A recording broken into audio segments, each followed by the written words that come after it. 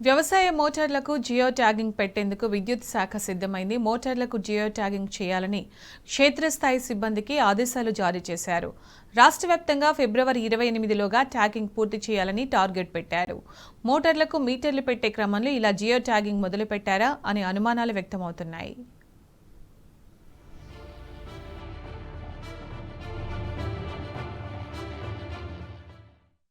రాష్ట్రంలోని వ్యవసాయ మోటార్లకు geo tagging చేయడం మొదలైంది. క్షేత్రస్థాయిలో విధులు నిర్వర్తిస్తున్న ఏఈ, సబ్ ఇంజనీర్లతో పాటు లైన్మెన్, జూనియర్ లైన్మెన్ స్థాయి ఉద్యోగులందరూ ఇందులో పాల్గొనాలని, ట్యాగింగ్ మొత్తం ఫిబ్రవరి 28లోగా పూర్తి చేయాలని ఆదేశాలు జారీ అయ్యాయని సమాచారం. పైనుంచి వచ్చిన ఆదేశాల ప్రకారం ఎస్సీ, డిఈల పరిధిలో సమావేశాలు ఏర్పాటు చేసి జియో ట్యాగింగ్ ఎలా చేయాలనేది వివరిస్తున్నారు. ప్రతి వ్యవసాయ మోటార్ దగ్గరకు వెళ్లి సిబ్బంది సెల్ ఫోన్లో ఉన్న యాప్లో మీటర్ వివరాలు నమోదు చేసి జియో ట్యాగ్ చేయాలని తెలుపుతున్నారు.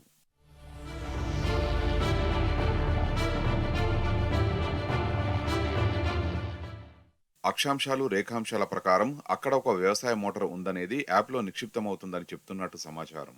దీనివల్ల ట్రాన్స్ఫార్మర్, సబ్స్టేషన్, డివిజన్ పరిధిలో ఉన్న అన్ని వ్యవసాయ మోటార్ల మ్యాపింగ్ తయారవుతుంది.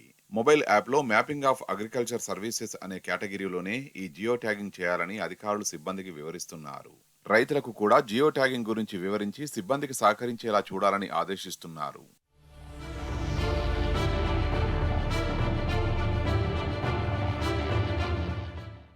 అకస్మాత్తుగా వ్యవసాయ మోటార్లకు జియో ట్యాగింగ్ చేస్తారని ఎవరూ ఊహించలేదు.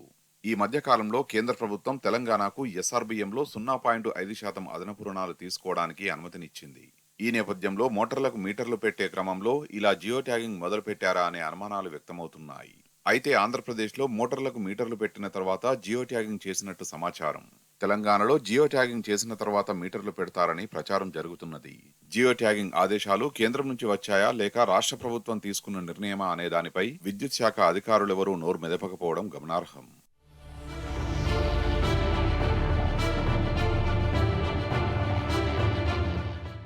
ప్రతి వ్యవసాయ మోటార్ కనెక్షన్ను ఒక యాప్లో నమోదు చేయడం ద్వారా జియో ట్యాగింగ్ చేస్తారు. దీనివల్ల అక్షాంశాలు, రేఖాంశాలతో సదరు వ్యవసాయ మోటార్ ఎక్కడ ఉందో గుర్తించవచ్చు. ఇలా ఒక సబ్స్టేషన్ పరిధిలో ఉన్న అన్ని వ్యవసాయ మోటార్లను నమోదు చేస్తే అది మ్యాపింగ్ అవుతుంది. ఇలా సబ్ డివిజన్, జిల్లా, రాష్ట్రం మొత్తం మ్యాపింగ్ చేయవచ్చు. దీనివల్ల సబ్స్టేషన్ పరిధిలో ఉండే మోటార్లు ఎక్కడెక్కడ ఉన్నాయి, ఎన్ని ట్రాన్స్ఫార్మర్లు ఉన్నాయి, ఒక్కో ట్రాన్స్ఫార్మర్ కింద ఎన్ని మోటార్లు ఉన్నాయి, ఎక్కడ లోడ్ ఎక్కువ ఉన్నది అనే సమాచారం అంతా తెలుస్తుంది. అలాగే విద్యుత్ వినియోగం, సాంకేతిక ఇబ్బందులు కూడా తెలుస్తాయి. మోటార్లతో పాటు ట్రాన్స్ఫార్మర్లు, స్తంభాలు, ఫీడర్లు ఇలా అన్నింటికీ ట్యాగింగ్ చేయవచ్చు.